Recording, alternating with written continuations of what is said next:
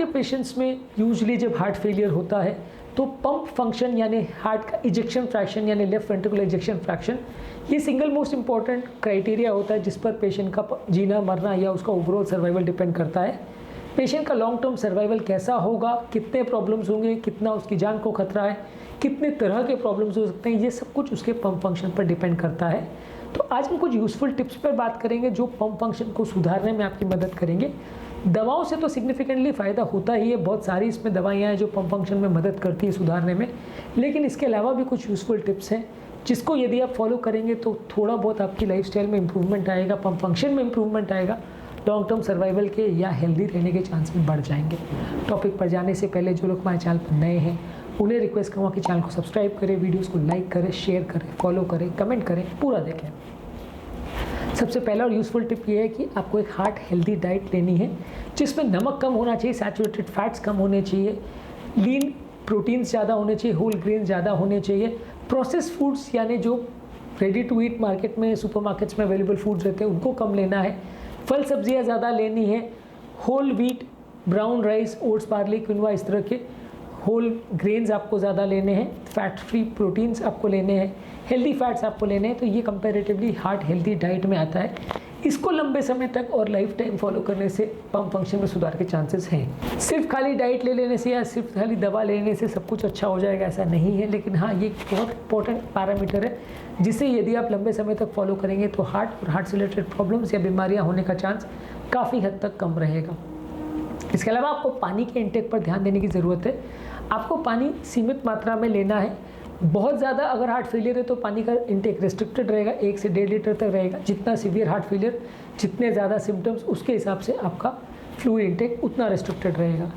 यदि आपका pump function अच्छा है तो फ्लूइड रिस्ट्रिक्शन की ज़रूरत नहीं है, तो वैसे में आपको पानी ज़्यादा लेना है। वैसे पेशेंट में उल्टा ज़्यादा पानी लेने से फ़ायदा मिलेगा क्योंकि बॉडी में क्लॉटिंग की टेंडेंसी और हार्ट का और किडनी का फंक्शन में इंप्रूवमेंट के चांसेस बेटर रहते हैं यदि आप ज़्यादा पानी लें तो इसलिए आपके पेशेंट में हार्ट फेलियर कितना सीवियर है उसके हिसाब से डिसाइड होगा कि उसको कितना पानी का रिस्ट्रिक्शन रखने की ज़रूरत है। इसके अलावा रेगुलर फिजिकल एक्टिविटी करिए, अपने आप को कोई ना कोई चीज़ में बिजी रखिए।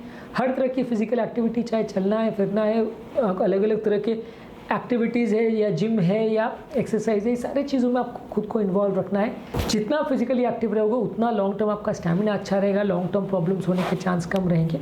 आपको एरोबिक एक्सरसाइज जैसे वॉकिंग, साइकिलिंग, स्विमिंग, ये सारी चीज़ों पर फोकस करना है। इसके अलावा थोड़ा टाइम आपको स्ट्रेंथ ट्रेनिंग पर भी देना है, मसल बिल्डिंग पर भी फोकस करना है। इससे भी हार्ट के पंप फंक्शन में सुधार होने में मदद मिलेगी। जितने तरह की एक्सरसाइज आप करेंगे उतना आपके हार्ट के लिए अच्छा है।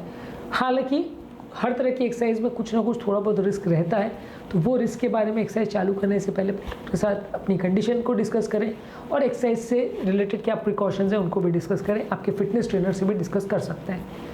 इसके अलावा यदि आपको कोई व्यसन है जैसे स्मोकिंग करना, बीड़ी सिगरेट पीना, तंबाकू खाना या टोबैको चू करना या अल्कोहल लेना, ये सारी चीज़ें हर तरह के हार्ट फेलियर पेशेंट्स के लिए नुकसानदायक है।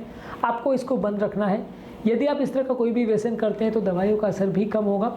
और बंद मतलब यहाँ पे पूरी तरह से बंद ही रखने की हम बात कर रहे हैं। यहाँ पे सिर्फ कम रखने से या उसको रिस्ट्रिक्ट करने से उतना फ़ायदा नहीं होगा जितना पूरी तरह से बंद करने में आपको फ़ायदा होगा। इसके अलावा आपको मेंटल स्ट्रेस को कम करना है। योगा, प्राणायाम, डीप ब्रीदिंग एक्सरसाइज, ये सारी चीज़ें करके आप दिमाग को रिलैक्स कर सकते हैं, मेंटल स्ट्रेस लेवल को कम कर सकते हैं। जितना मेंटल स्ट्रेस पर कंट्रोल करेंगे उतना हार्ट फेलियर में भी फ़ायदा होगा, लॉन्ग टर्म पंप फंक्शन सुधरेगा।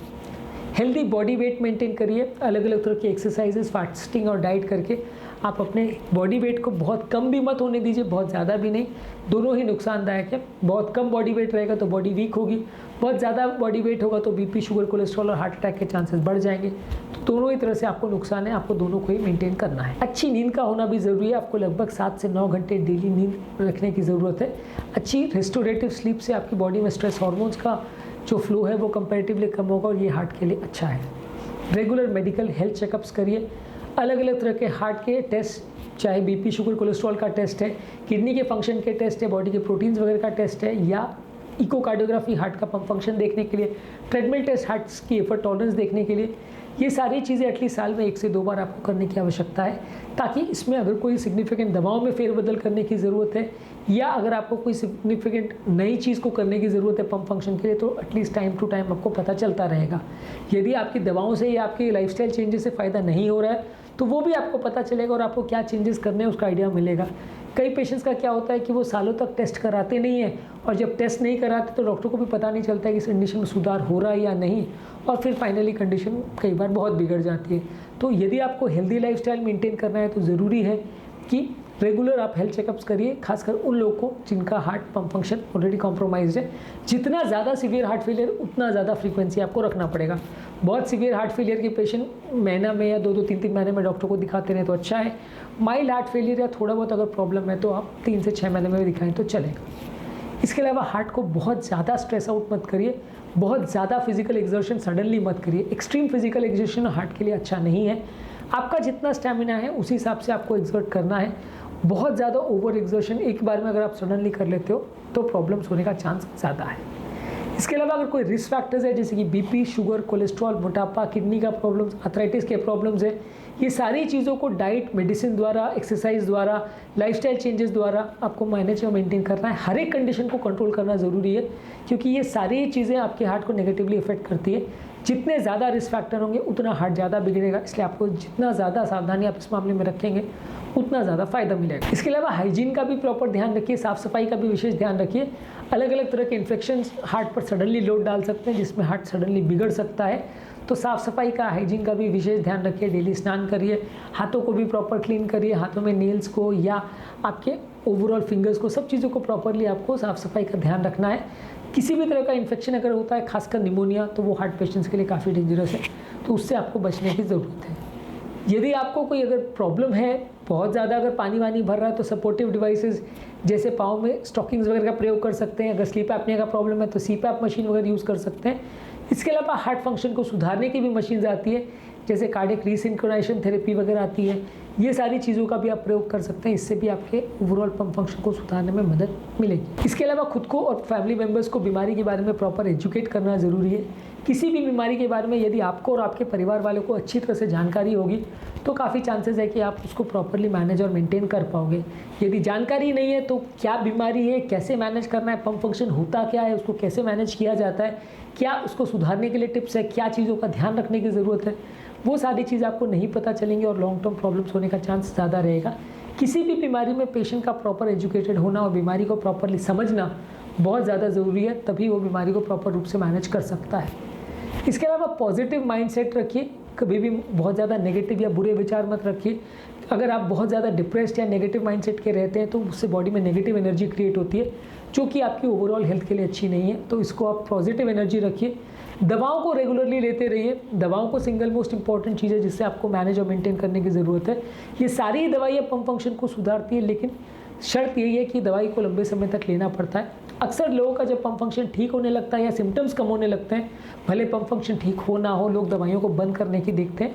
ये काफ़ी बुरा प्रॉब्लम होता है, जिसकी वजह से वापस जब पेशेंट हमारे पास आते हैं तो कंडीशन बहुत ज़्यादा बिगड़ जाती है। हर व्यक्ति की कंडीशन दवा बंद करने से बिगड़ेगी ऐसा नहीं है, पर जितना सीवियर हार्ट फेलियर है उतना बिगड़ने के चांस ज़्यादा है।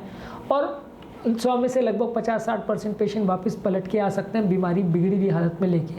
ये बीमारी पूरी तरह से क्यूरेबल नहीं है, पर दवाओं से काफ़ी हद तक इम्प्रूव किया जा सकता है, कंट्रोल किया जा सकता है। बस शर्त ये है कि आपको दवाइयाँ लंबे समय तक लेनी पड़ेगी। यदि आप इसमें लापरवाही करते हैं तो आपको उतने अच्छे रिजल्ट्स नहीं मिलेंगे, लॉन्ग टर्म प्रॉब्लम ज़्यादा रहेगा। किसी न किसी अच्छी एक्टिविटीज़ में, हॉबीज़ में खुद को एंगेज रखिए, लाइफ को हैप्पी रखने की कोशिश करिए। लाइफ में जो भी आपको चीज़ें अच्छी मिली है उसके लिए ग्रैटिट्यूड रखिए, भगवान को या आपके गॉड को आप थैंक्स बोलिए, और अपने फैमिली मेम्बर्स को भी हर चीज़ के लिए थैंक्स बोलिए। एक पॉजिटिव माइंडसेट क्रिएट होगा। ऑब्वियसली साइकोलॉजिकल चीज़ें आपको लगेगा कि हार्ट के लिए इतनी ज़रूरी क्यों है, लेकिन ये साइकोलॉजिकल चीज़ों को भी कई बार फोकस करने से भी हार्ट में फ़ायदा मिलता है। यदि आप बहुत ज़्यादा डिप्रेस्ड या उदास या परेशान रहते हैं तो उससे भी नेगेटिव एनर्जी क्रिएट होती है, जो कि आपकी हार्ट के लिए अच्छी नहीं है, आपकी बॉडी के लिए अच्छी नहीं। हालांकि इसके लिए कोई ऐसी स्टडी नहीं है, लेकिन हाँ, ये डिप्रेशन वाले पेशेंट्स में काफ़ी जो टेस्ट किए गए वहाँ पे यही पाया गया है कि डिप्रेशन और साइकोलॉजिकल प्रॉब्लम्स वाले पेशेंट में लॉन्ग टर्म प्रॉब्लम्स होने का चांस ज़्यादा रहता है, मृत्यु दर ज़्यादा रहता है। इसके अलावा जो भी आपके ट्रीटमेंट प्लान्स या स्ट्रैटेजीज डॉक्टर्स आपको बताते हैं उसको प्रॉपरली फॉलो करिए, उसमें लापरवाही मत करिए। जो भी ट्रीटमेंट स्ट्रैटेजी है उसको सही तरह से फॉलो करने से फ़ायदा ज़्यादा मिलेगा। आसपास अच्छे सपोर्ट ग्रुप्स क्रिएट करिए जिसमें आपकी फैमिली इन्वॉल्व हो, आपके रिलेटिव्स इन्वॉल्व हो, फ्रेंड्स इन्वॉल्व हो। ये सब आपको मेंटल और फिजिकल हर तरह का सपोर्ट अगर देंगे तो लॉन्ग टर्म बीमारी से लड़ने में आपको ताकत मिलेगी, पंप फंक्शन में भी सुधार मिलेगा, लॉन्ग टर्म आपके सर्वाइवल के चांसेस बढ़ जाएंगे। तो आज के टॉपिक में हमने कुछ यूज़फुल टिप्स पर बात करी, जो यदि आपको पंप फंक्शन का प्रॉब्लम है, हार्ट फेलियर का प्रॉब्लम है, तो उसको सुधारने में आपकी कुछ हद तक मदद करेगा। ये सारे टिप्स ऐसे नहीं है कि जिसको आपने फॉलो किया तो 3 महीने में हार्ट पूरा तंदुरुस्त हो जाएगा, वैसा नहीं है, लेकिन ये सारे टिप्स आपको एक हेल्दी लाइफस्टाइल की तरफ इंकरेज करते हैं, जिससे आपके लॉन्ग टर्म सर्वाइवल के चांसेस बढ़ते हैं और पंप फंक्शन के सुधरने के चांसेस बढ़ते हैं।